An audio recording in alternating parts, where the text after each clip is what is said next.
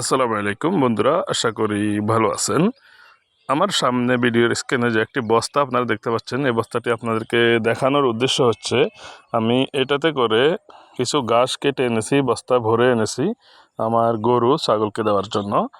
আমার আজকের ভিডিওটি আমার প্রবাসী ভাইদের জন্য, যারা অনেকে চিন্তা করেন প্রবাস জীবন ভালো লাগে না, অনেক কষ্টের জীবন, বিদেশ ছেড়ে দেব, বিদেশ আর করব না, দেশে গিয়ে একটি দুইটি গরু 3-4টি গরু কিনে খামার করব, সেই খামার থেকে আমরা আয়ের উৎস করে আমরা আপনার জীবনযাপন করবেন। তো আসলে সেটি খুবই কষ্টসাধ্য ব্যাপার। এখানে যেটা হচ্ছে, আপনার গরুর জন্য কাঁচা ঘাসে, যদি আপনার নিজস্ব জমিন না থাকে, কাঁচা ঘাস চাষ না করতে পারেন, সেখানে আপনার গরুর খামার করে লাভবান হতে পারবেন না এবং কষ্ট খুব হবে। এই যে দেখতে পাচ্ছেন, আমি সকাল বিকেল দুপুর এরকম করে ঘাস সংগ্রহ করি। আশা করি আপনারা ভিডিওটি দেখবেন এবং আমার চ্যানেলটি সাবস্ক্রাইব করবেন। আল্লাহ হাফেজ।